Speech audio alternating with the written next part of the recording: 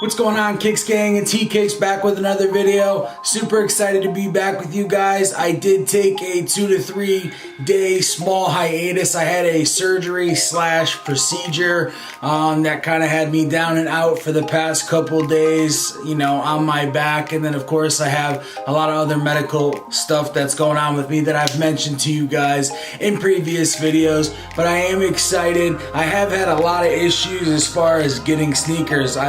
In the last week and a half, I've had fakes, I've had damaged sneakers, I've had sneakers that were confirmed and then 5 days later canceled. So it's been kind of rough in the sneaker life. So as you guys know, as a collector, you get pumped up. You get pumped up for these raffles and these, you know, giveaways and all these shoes that are coming out, and you kind of have it set in your head. You kind of have it planned as what you're gonna do, and then when all that stuff starts to fall apart, it's just really unfortunate. And for somebody like me who's not able to get out of the house a lot, literally when I say not able to get out of the house a lot, this entire summer, other than being in the hospital and medical appointments, I went to one indoor movie theater.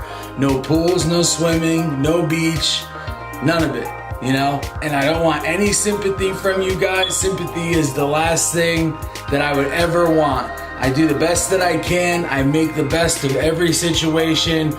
I try to stick with positive vibes only. I know you guys have probably seen that on some of my shirts, and that's kind of my motto. Sometimes life throws you a curveball, and you know, you may have a whole decision of what you think your life is gonna be, and it gets derailed, and that can be really tough sometimes. And sometimes you just kind of have to divert and go with the flow and try to make something new for yourself, something new that you like, something new that gives you passion and energy. And the thing that's done that for me is sneakers.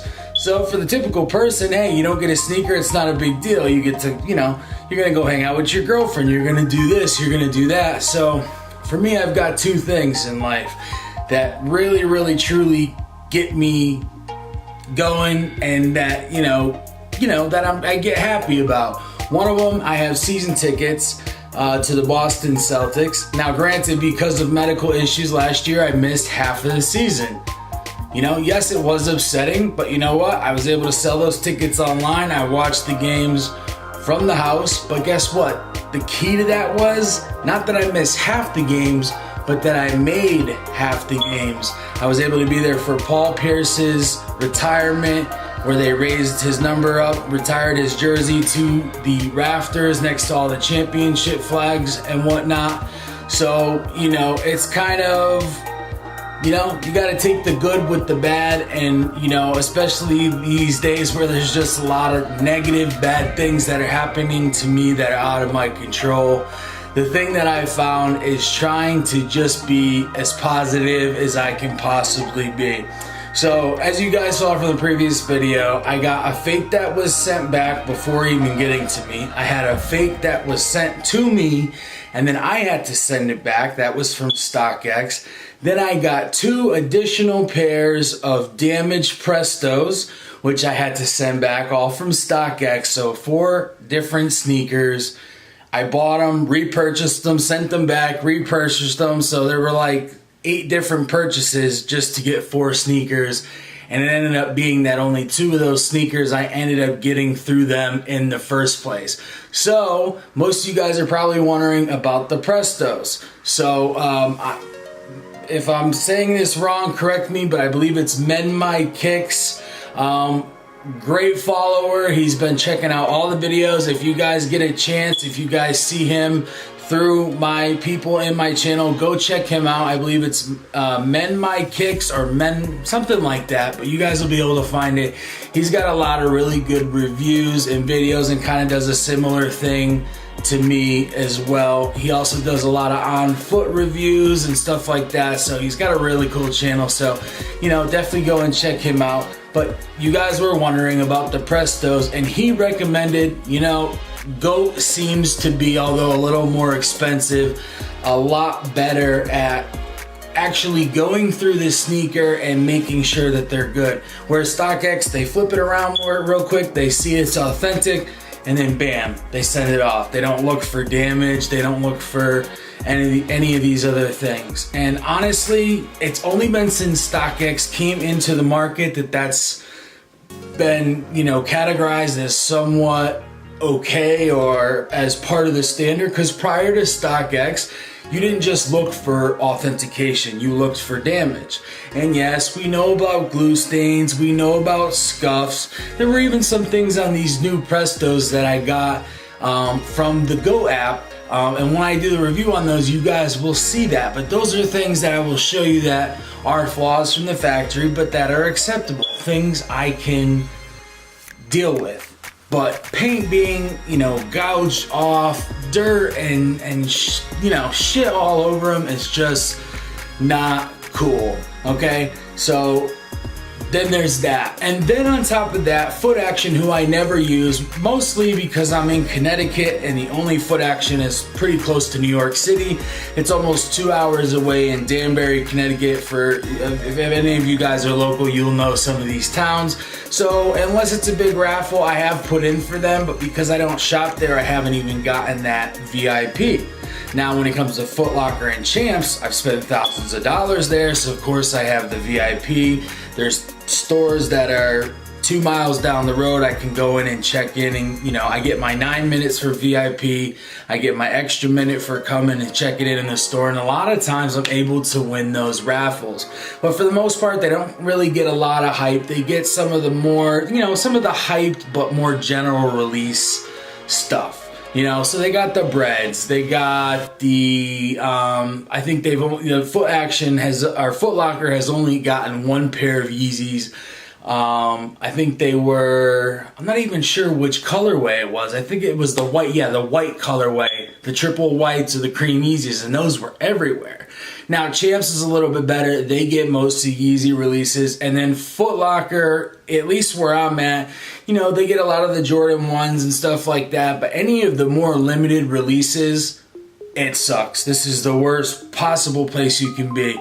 And you guys will say, well, hey, you got Boston, you know, you got Complex, and you've got the Adidas stores and the Nike stores, and then of course in Boston you also have Bodega, which for those of you guys that don't know, you actually walk into what is a bodega, which, you know, they have like laundry detergent and soda and all kinds of products on the shelves, and you actually walk through a refrigerator into a dope sneaker store. And then, of course, the same distance to the south is New York City. And I'm not even going to get into listing them or naming them, because as you guys know, there's probably 100 different places. There's like 4 different Adidas, 4 different Nikes, tons of different consortium stores. But like we had just talked about, I'm not able to get there. I'm not driving right now, and just being able to camp out overnight is not something that I can do. So I'm basically limited to either getting them from Foot Locker or Champs. Very slim or slim to none. If, you know, if I'm really, really lucky, maybe I get them through Foot Action. And here's what happened with Foot Action.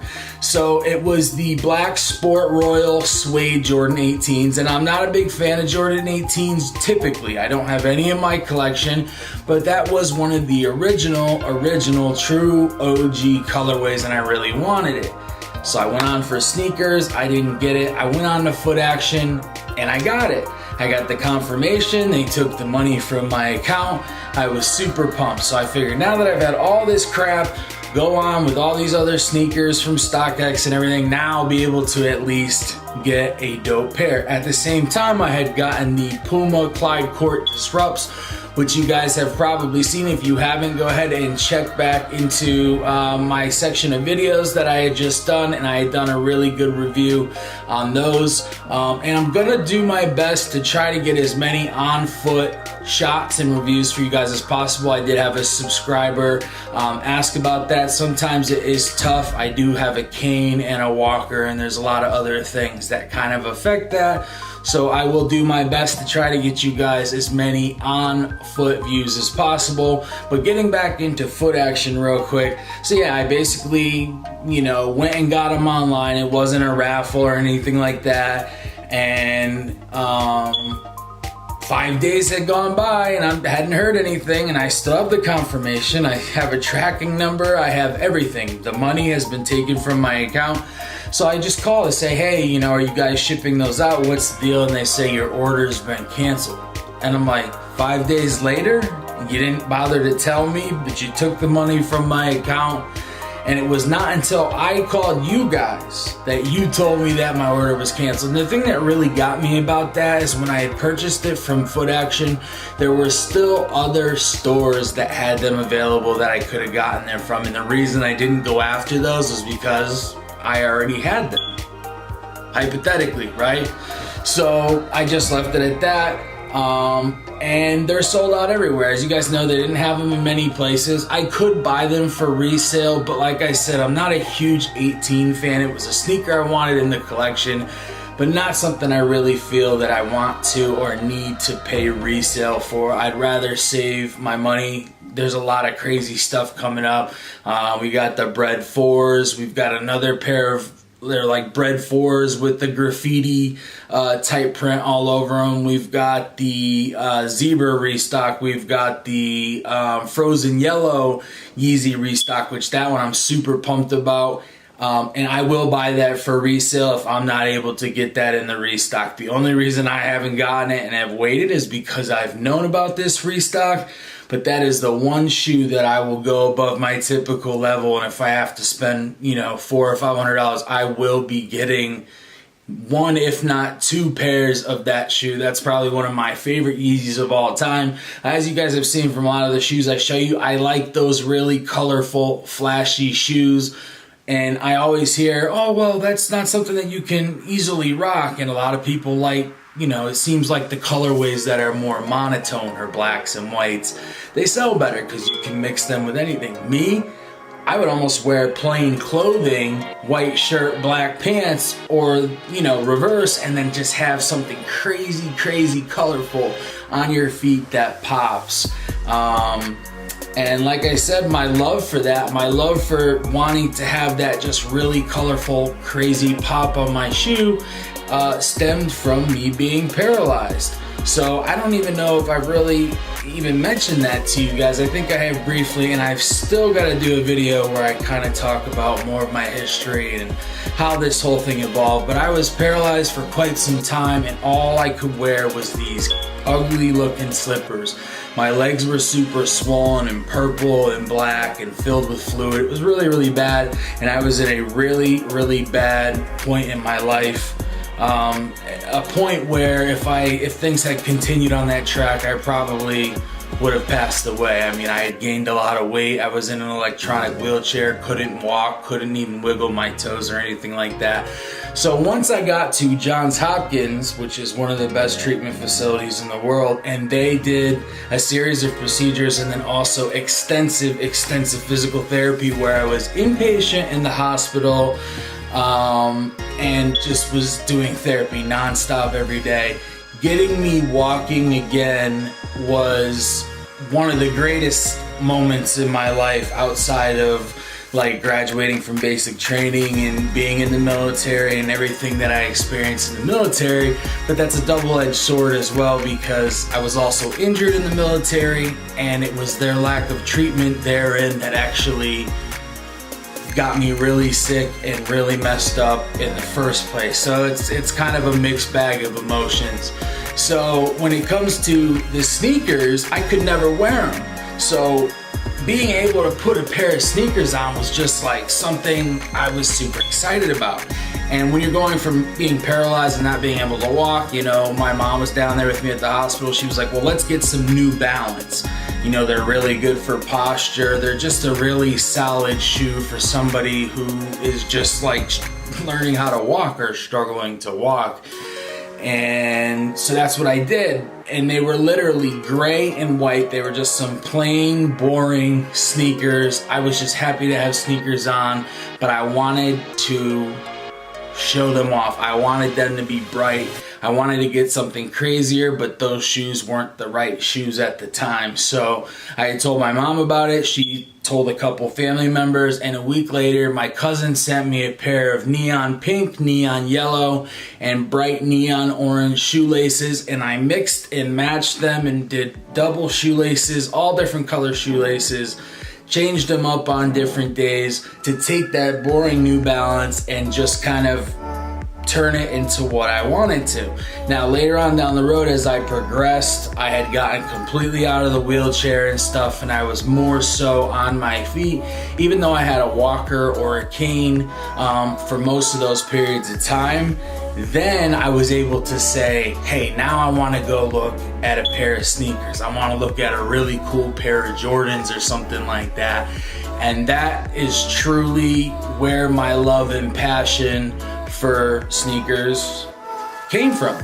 So this is a little bit of a mix of a video. I don't know if I'm gonna split it up or keep it together, but this is just kind of me letting you guys know that I'm back after a couple day hiatus. Surgeries, procedures, medical issues. We've kind of wrapped that into all the issues I've dealt with the sneakers, and then kind of my love of sneakers and how that kind of progressed and how that turned into me being a sneakerhead. Now, from that point on, I was in and out of the hospital for long stays, 3 months, 4 months, and I mean inpatient, not going home. I spent 75% of the last 10 years, and that's not an exaggeration, just around 75% of the last 10 years inpatient, not in my own home, but in a hospital setting. So in my most recent, I won't say my most recent, but one of my more recent hospital visits was about 2 years ago. And I showed you guys that shoe that really kind of started off the actual collecting, and it was only $75. I went on Flight Club. This is before I knew about discounts, StockX, Go. I didn't know anything. I was not a sneakerhead. I was, you know, an army guy, disabled veteran. I was always the type of person that believed in going and get, you know, Nikes, but like a $60, $75 pair of shoes was like the most I would pay. I was, you know, I would go to get them more over necessity than I would over the like or the love or the collection factor of the sneaker. But in my last hospital visit, that changed, and here's kind of why. One, I kind of was already getting into the sneaker thing. I went on a Flight Club and I started seeing shoe after shoe, and I was realizing there's thousands upon thousands upon thousands of different crazy shoes with different colorways, and you know what, the combinations and Doenbecker series, and like it was just an explosion of more than I could fucking handle that I could take in all at one time. And I'm thinking, I gotta have this and I gotta have that. I wanna have all this stuff in my collection. So the very first one I got, and you know, it makes sense, was the LeBron 12 Meridian 6. And it was a super bright neon orange and neon yellow LeBron 12 with that cool molded plastic piece with all the different designs and logos on it. And it probably couldn't have been more flashy and more vibrant, you know, to start off with for a sneaker. But the thing was, is I got this shoe and I saw how nice it was. And although I wanted to wear it, it had that nice icy outsole. And it was just such a beautiful sneaker that I told myself, well, I got my other pair of ratty shoes when I'm doing therapy or if I'm going out and I'm, you know, if it's raining or anything else, I'll wear just the regular shoes, and then just, you know, every once in a while I'll wear these. And still, even at that point, that's what we sneakerheads do still till this day. We don't always want to wear shoes every day, or maybe we want to wear them once and put them on ice for a year and a half to save them until everybody else's pairs are destroyed, or until maybe it's 10 years down the road and then you bust that pair out and it's like, people are like, damn, where'd you get those? You know, so that's and I didn't even realize that I was naturally becoming a sneakerhead without even knowing, you know, anything about it, the religiousness of being a sneakerhead. So because I didn't want to screw that shoe up, and I didn't want to always have to wear the lower end crappy shoe, I said, well, let me get another one. and another one, and another one. Literally, this was in a hospital, in my hospital room, before I was discharged. Now, this was the reason I was in this time was because with all the medical complications, my legs were super, super weak, and I had fallen down a flight of stairs. I had to be taken out by the fire department. I was sent down to, it was a convalescent home / hospital that was managing me. And I had implants in my spine and in my leg, and I had this generator that was in my right leg that actually started wrapping it. My body was rejecting it, and it started wrapping itself around my sciatic nerve. If you guys know, I'm sure you guys have heard of sciatica. If you have sciatica, if you know much about it, you know how bad that can be. And we're not even talking about all the other crazy things that I have messed up with me, but my body was rejecting this. So I was supposed to be going to have surgery. Now, because of the significance and the seriousness and complexness or whatever, because my disability and everything is so severe and so complex, there's not even anybody in Connecticut who can handle it. I went to orthopedics, I went to neurosurgery. They're like, it's above and beyond us. We throw our hands up. We can't help you here. We don't have the means to help you here. You need to go to one of the major facilities, Columbia or, Sloan Kettering, one of those big major multi-million-dollar hospitals that has a lot of research and all that kind of stuff. So I had a referral for Columbia. And literally, while I was waiting, I was on a 3-month waiting list because this doctor's like one of the best in the world. While I was waiting to have this surgery, my legs were getting weaker and weaker and weaker. The pain was getting worse and worse and worse. Before I could even have the surgery done, I fell down the freaking stairs. Then I went into 3 or 4 months of rehab, and then as soon as I completed that, I went straight from there to Columbia, had the surgery on my leg to where I could no longer walk once again. Spent 3 weeks there, and then went straight back to the convalescent home and spent another 3 to 4 months there learning how to walk again for the 3rd time now. So for those of you guys that don't know, I wasn't planning on getting into the specifics, but I kind of am, so I'm kind of going with the flow here. So at this point, this was the 3rd time that I had to learn how to walk again. And so I was in that kind of setting, and it was at that point that I started going 1 sneaker, 2 sneaker. By the time that I had kind of graduated and got to the point to where I could, get up enough stairs to get into my house, and that I could walk with a walker and be able to be home by myself and take care of myself without needing significant assistance. Now, granted, I am a disabled veteran, so I have people that are through the VA. They have programs and stuff, people that help clean, people that help if I need stuff done at the house, things of that nature. But in that I don't know exactly how long it was. I think it was like 4.5 months towards at the end of that period. By the time I had left there and graduated to go home, I had 17 pairs of sneakers. And at that time, I thought it was crazy. My mom thought I was crazy. Still at that time, I didn't know sneakerhead was not a term to me. I just knew that I loved having these flashy sneakers. And I had got it into my head at that point that while I got 17, I said I could see myself having 500 pairs one day because I love collecting them. At that point, I had gotten into doing some raffles, and the excitement that I got from trying to wait to see if I got W's. And back then, I didn't know what I was doing, so there were no W's. And then I got home, and then I had really nothing to do, so I spent all my time learning about how to speed up my internet. I got the fastest internet. I started making myself more efficient. Auto-filled all my programs, so when I go in and purchase it, all my information's already loaded. Shout out to Keith Adam in the earlier days. He's much younger than me, but you know what? He had a lot more knowledge than me at the time. And Keith, if you ever see this video, I hope you do. I hope you get a chance to. But you were one of the, factors. You're one of the things that kind of motivated me to get into this in the first place. So there's a few other people that I started watching early on. Tom Stefaniak, Mike Rich, Unbreakable Kicks, Franchise Kicks, which a lot of people say I look kind of like him. He's actually gotten away from the sneakers and is doing pallet reviews. I actually had spoken to him in a brief message, and he said the reason was he had been doing so many videos on sneakers for so long, he was just kind of burnt out on it.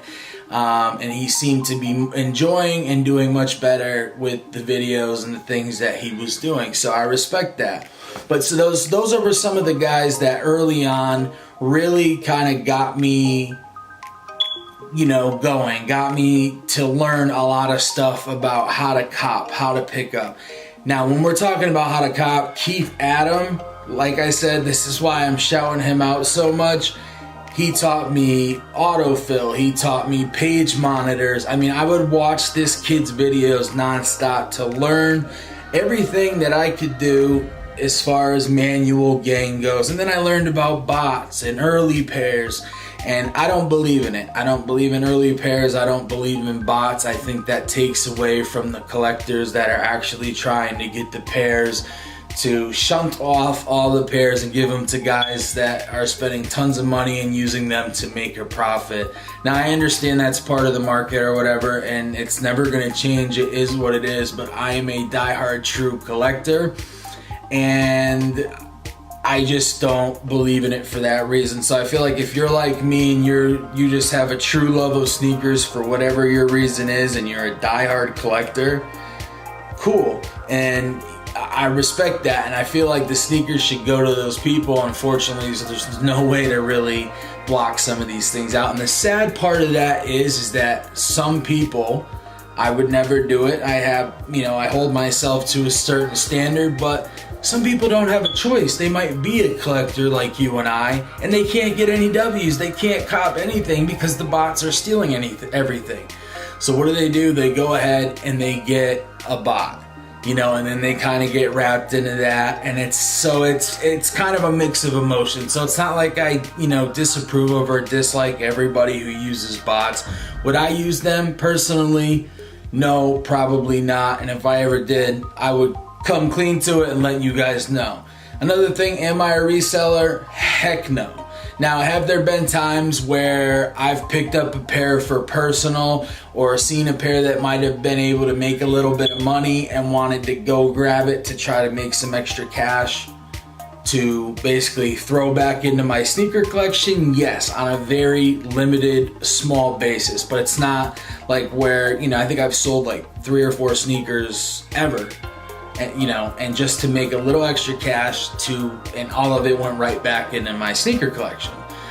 So there's a lot of conversation about who's a reseller, who's a collector. One thing you guys will always know, and you guys will always get with me, is that I am a 100% authentic, just like the sneakers, sneaker collector. I don't collect fakes. I want the most premium product that I can get at all times, as I'm sure you guys have seen from my videos. And that is just kind of an overall picture of how I started collecting, and how I went from being sick and disabled and found something that I truly loved, and it turned into something even greater and even bigger. So now it's not just a shoe collection. Now I have a love for photography. I'm sitting here with you guys, speaking to you guys, and now I have a lighting system and a really nice camera, and I got a new microphone on the way. And so now I'm not just collecting sneakers, but I'm wanting to get into the vlogging and the videography and stuff like that. So it's really done a lot for me. It's really evolved, and it's also something that I can do from a seated position a lot of times, reviewing the sneakers, which doesn't put a lot of stress on me, which doesn't put me in a lot of pain, and it's just truly the perfect thing. So anyways, guys, this this explanation, kind of documentary, what have you, I don't really know what to call it at this point, but it has gone a lot longer than I had originally planned. I think I will make it just kind of a movie about how I started as a sneaker collector and a sneakerhead, my transition from being disabled, and what kind of fueled that want and need to collect sneakers. And if you guys want, let me know down in the comments and stuff like that. Let me know if you want, you know, another video more in depth. I know I've gone pretty in depth. If you guys have any questions for me, feel free to ask. Like I said, this has run kind of long, but I think it needed to, because there was a lot of stuff to tell you guys about, a lot of stuff to describe. So with that, it kind of transitioned from a 17 sneaker collection to 200 plus pairs that I have now, to where I would say that I am truly a sneakerhead. So yes, I am newer to the game. The thing is, I was around during Jordan. I was around for all that history and stuff. I was always kind of around that sneakerhead culture and the hip hop culture. I just never really got that big into shoes. And I try to look at anyways, everything kind of as a blessing in disguise. And all the things that have happened to me are so shitty, and I haven't even begun to name even 1/10 or 1/100th of all the crazy things that have gone on with me, and the numerous surgeries and procedures that I've had, and being so sick. But you know what, I think I've done a pretty decent job at explaining that to you. I don't want to get into too much of the negative of it, but the positivity that came out of it is it created this love for sneakers, which I don't know that would have actually happened if this had, I would have been still in the army, busy doing my thing, focused on my career and stuff like that. And who knows, I may not have gotten into the sneaker collecting. I may not have season tickets to the Celtics. So, everything happens for a reason, and no matter what, you always gotta try to stay positive. And one thing I learned in all my years of being in the hospital and having therapy and stuff is, every time you have a negative, try to think of a positive inside of the negative. And the positive inside of the negative in this situation is that, yes, I am very sick. Yes, I have conditions that are permanent, and I will be significantly disabled for the rest of my life, and that is unfortunate. But I do have my sneakers, I do have my Celtics, which I am a diehard fan. I love to death. And I've basically took a life of being super physically fit and being, one of the best physically fit, most physically fit people in the world. Airborne school, air assault school, you name it, I did it. And to not even being able